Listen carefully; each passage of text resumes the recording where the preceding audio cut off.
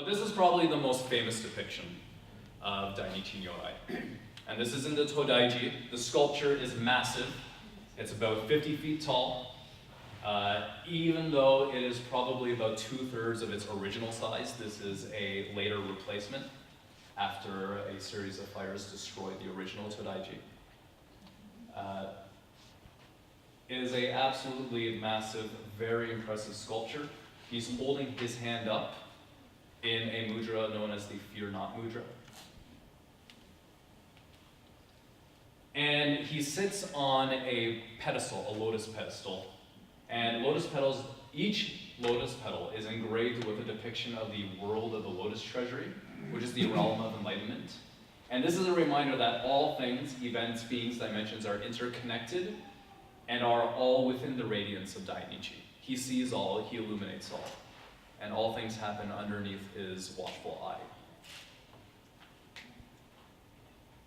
So then the second Buddha we'll discuss is Shakamuni, the historical Buddha. So a lot of you were shouting the name of Siddhartha Gautama, the prince with which Buddhism started. And he actually features prominently, I'm going to go back, he features prominently on the Taizokai, and he actually has his own court. So the womb world mandala is actually divided into courts, and these all have their own different names, but this is known as the Shaka-in, or the court of Shakamuni. And he is the central deity of that court. So his name means sage of the Shaka clan, or the Sakya clan, depending on which pronunciation you go for. He was originally Indian, known as Siddhartha Gautama and Shakyamuni. His Chinese name was Shijiya. His Korean was Sokka, or Sakamuni. And possibly the most stories exist about Shakyamuni simply because he was a proper historical figure and he was a prolific teacher. Almost all of the sutras, all of the laws that you have originate with him and his sermons. So he was born Siddhartha Gautama a long time ago as a child. His mother, Queen Maya, suffered no pain as she gave birth to him. She instead just seized hold of a branch, and he came out of I believe it was the right side of her body. And as he was born, he took 7 steps, and he pointed one hand to the sky, and he pointed one hand to the ground, and he said, "I alone am honored of heaven and of earth." And so this is a sculpture that you will often see. And you can see one hand is pointed up to the sky, and one hand is pointed down towards the earth. And this is celebrating that very moment that Shakamuni was born. And on the celebration of his birthday, fragrant water is poured over this sculpture. The water is usually fragranced with saffron or another sweet-smelling spice. So as he was growing up, he was protected from the realities of life, of being poor, of poverty, of starvation. His father decided to keep him kept within the palace grounds as much as possible so that he couldn't be influenced by external events. But Siddhartha Gautama did escape from the palace grounds on several occasions, and he came across people in various levels of suffering. He found an old man, a sick man, a dying man, and then he found an ascetic. And this ascetic, or so somebody who meditates, searching for the truth. And this ascetic sort of stuck with him. So what Shakamuni ended up doing was forsaking his marriage, forsaking his child, leaving the palace grounds at the very dark of night, and going to seek truth for himself. He hungered for the truth. He wanted to find it. And at first he thought, I've been experiencing this very opulent lifestyle my entire life. Perhaps enlightenment can be found in suffering. And so what he did was, after talking to some ascetics, he joined some to the top of a mountain. And there he remained for a number of years. Legends say he subsisted off of a single grain of rice and a single drop of water a day. Others say that it was a single sesame seed. But whatever the case, he became very emaciated. And you can see sculptures, I don't have any pictures on this slideshow, but you can see sculptures of every rib visible in his body. He's very emaciated, very skinny. His body looks like it's about to break down. And that just shows the amount of suffering that he put himself through in order to achieve enlightenment. But he didn't. He did not achieve enlightenment while up there. And it was actually during that time of suffering at the top of the mountain that he realized suffering isn't what brings me to enlightenment, but neither is wealth. So there has to be a middle path. And upon the realization of this middle path, he started to grow a bald spot on the top of his head where the cranial protuberance would begin to grow.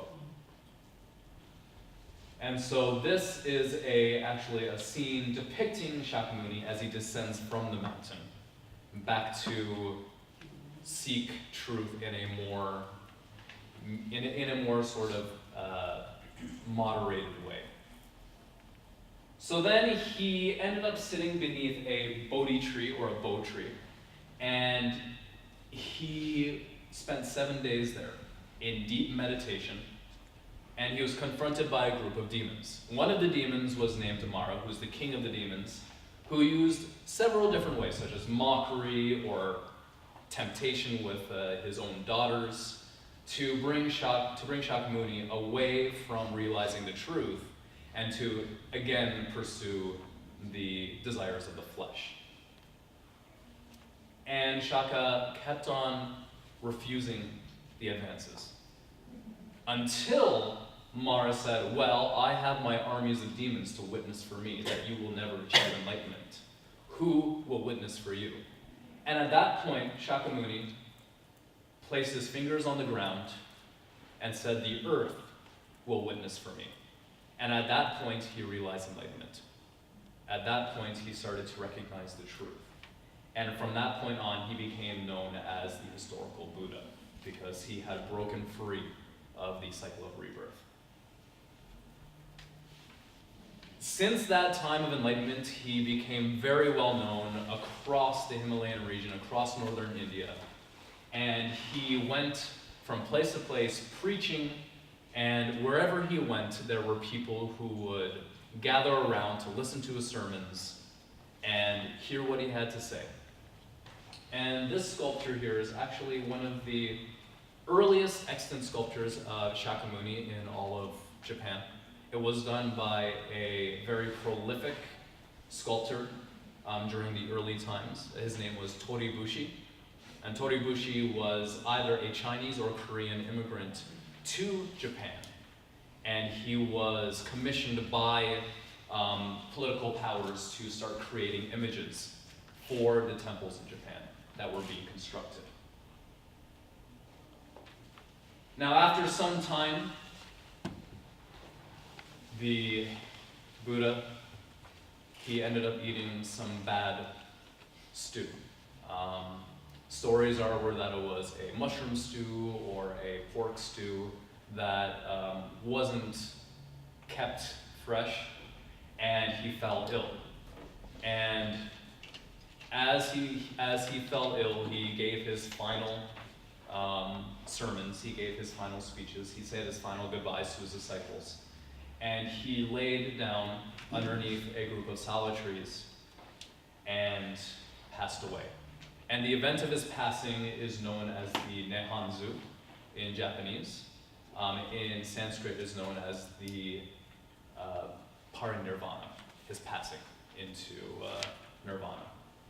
And here you can see from this drawing that he is being mourned by not just his disciples, but by other deities, by animals, even by they all mourn his passing because he was such a perfected, enlightened individual. So then Amida is another Buddha. Yes? I'm sorry. So where and when was his death? So his death would have been in the, some scholars say it's around 483 BC, and would have been in northern India. So he was still in India. Yeah, he was still in India, okay. Yeah. He never traveled as far east as China or Japan or Korea. It was only through the passage of scriptures that his life was actually communicated. So Amida is another Buddha. Amida is arguably the most popular Buddha nowadays because of the popularity of the Pure Land sect of Buddhism. And Amida can actually be found on the, sorry, I have to go back again. I did not plan this properly. He can be found right here.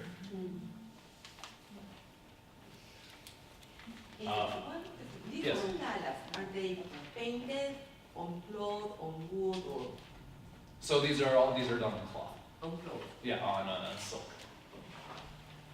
And oh, sorry, go ahead. Yes. And how old are they? So these, you can't get an exact date because we don't know exactly when they would have been, how long before Kukai and Saicho they would have been painted.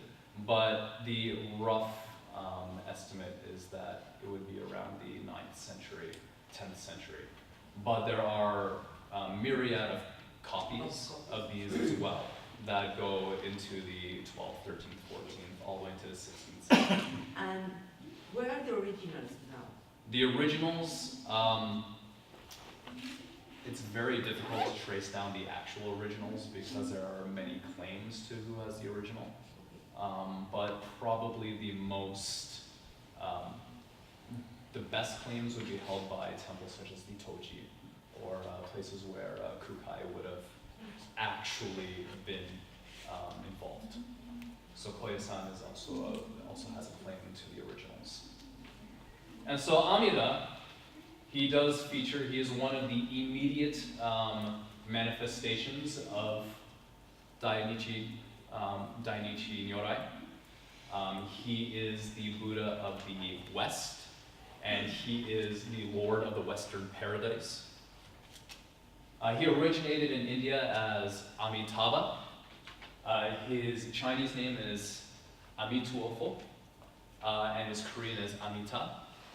He existed long before his prominence in Japan. Images of Amida can be found painted on cave walls at Dunhuang, the Mogao caves. If any of you went to the Getty Dunhuang exhibition, one of the caves there that was recreated actually had images of Amituo in there. Along with his attendants Kannon and Jizo, Amida actually succeeded Shakamuni as the most popular Buddhist deity during the Kamakura period. And he plays a dominant role not only in Pure Land Buddhism, but in Shingon and esoteric Buddhism as one of the 13 Buddhas, the Jusan Butsu. The Jusan Butsu is a Shingon rite that is performed at the death of an individual. 13 different deities are prayed to and celebrated at certain days, months, and years after the passing of an individual. So this image is blank purposely because the history of Amida is that he began his life as a king who's known as King Hozo. No images exist of the human King Hozo, but he was very generous with his money. He was very kind and loving to his subjects. And after hearing a scriptural transmission from the Lokesvara Raja Buddha, he decided to pursue bodhisattva, to become a bodhisattva. And so he, through much persistence, through much dedication, through much meditation, he was able to achieve the status of a bodhisattva. But to take it one step further, he wanted to become a Buddha. and he gave himself 48 vows that he needed to realize before he would become a Buddha. And each of these 48 vows was affiliated with a detail with his Western paradise. He wanted to create step-by-step a Western paradise where everybody would be welcome. And now that everybody would be welcome part is something that's going to play a very important role in why he suddenly became so popular during the Kamakura period. So, at the end of all things, he did end up setting up the Western paradise that he had planned, and he achieved Buddhahood and became Amida Nyorai. Now, why do I say a paradise for all? Normally, Buddhism requires intense meditation, intense practice, and dedication of an entire life to a series of practices that it's almost impossible to do that sort of thing. It's very difficult to live the life of a devout monk during that time to the esoteric schools and to the other schools of Buddhism. It requires a lot of time, a lot of practice, a lot of focus. What Pure Land Buddhism did, it was founded by Honen and Shinran, and it kind of took the idea of dedication and practice and flipped it onto its head. It said, no, the only thing you need to do to achieve enlightenment is to say in earnest the Namu Amida Butsu, or the Nembutsu. And if you say this Nembutsu, if you say Namu Amida Butsu 10 times in complete earnesty, you will achieve enlightenment in a single lifetime. You don't have to put in the meditation. You don't have to put in the years and years of focus. You can live a normal commoner's life and still achieve enlightenment in a single lifetime, rather than having to go through the cycle of rebirth over and over and over. And so Amida quickly became a very protested deity in Kamakura period. A lot of people, a lot of commoners started migrating towards this new school of Buddhism where it became very easy for them to achieve enlightenment and themselves realize the truth of life. Now there are many different forms of Amida because of his popularity during the Kamakura period and the late Heian period.